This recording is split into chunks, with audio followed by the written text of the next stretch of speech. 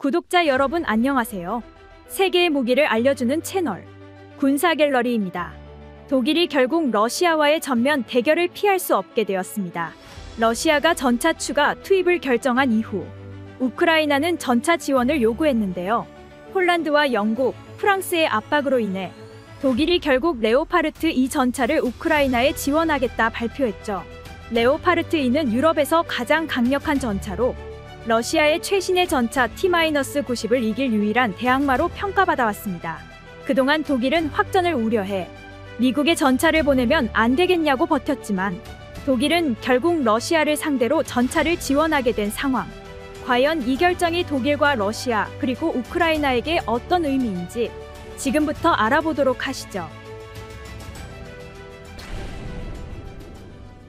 미국이 30대의 M1 에이브람스를 지원한다고 해도 우크라이나군이 인도받아 사용하려면 수개월에서 수년이 걸린다. 워싱턴 포스트는 고위 당국자들의 주장을 인용하면서 미국이 전차를 지원해주는 것은 사실상 불가능하다는 사실을 알렸죠.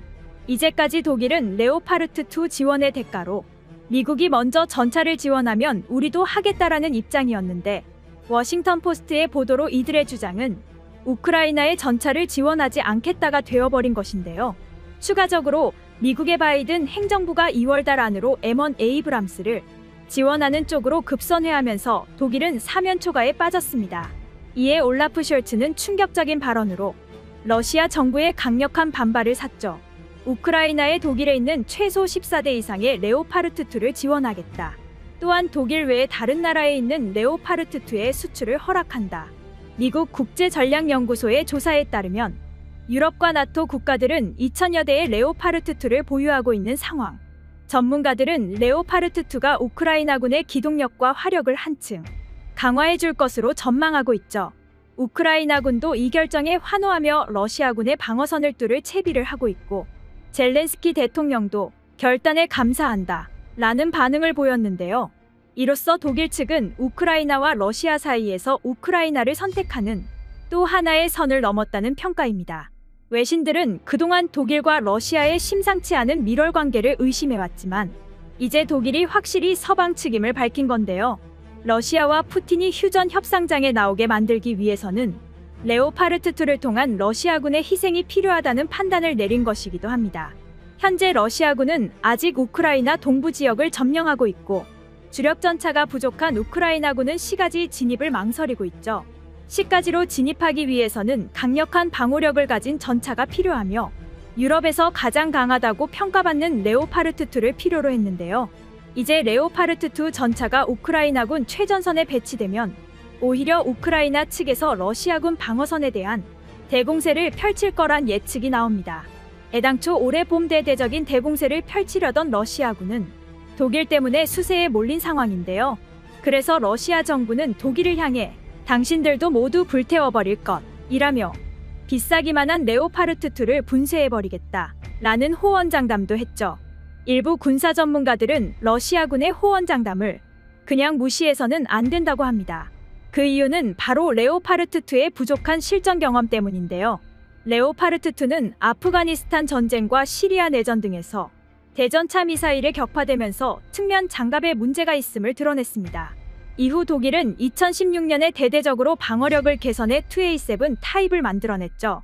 그러나 같은 해 시리아에서 터키군의 레오파르트2 10여 대가 IS의 특공으로 일제히 격파당한 사건이 벌어지면서 독일이 레오파르트2의 방어력을 제대로 높였는지에 대해 의문점이 생길 수밖에 없는데요.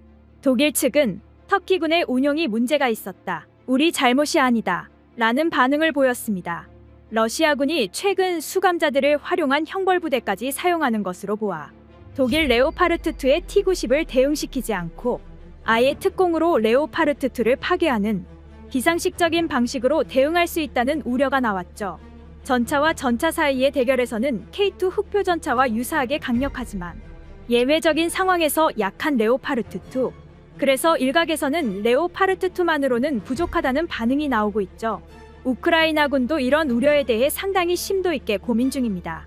결국 러시아가 형벌부대를 투입해서 우크라이나의 레오파르트2의 진격을 저지할 것이라면 이에 대응할 또 다른 무기가 필요할 텐데요.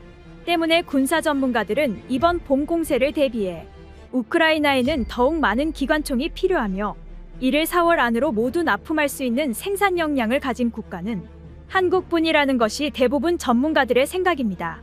옌스 스톨텐베르그 나토 사무총장 그리고 라몬 파체코 교수 등 여러 나라들이 한국의 대우크라이나 지원을 애원하고 있는 것도 그런 이유죠.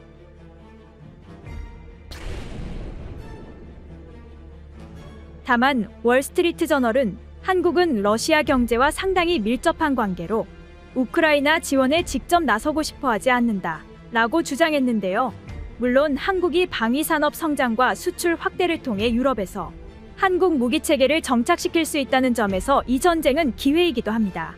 K9 자주포, K2 흑표 전차를 비롯해 FA-50과 KF-21E까지 유럽의 한국 무기에 대한 관심이 높아지고 있는 상태이기에 이번에 러시아를 척지고 미국 무기체계에 의존하던 유럽을 우리 한국의 고객으로 만들어버릴 절호의 찬스일 수 있는데요.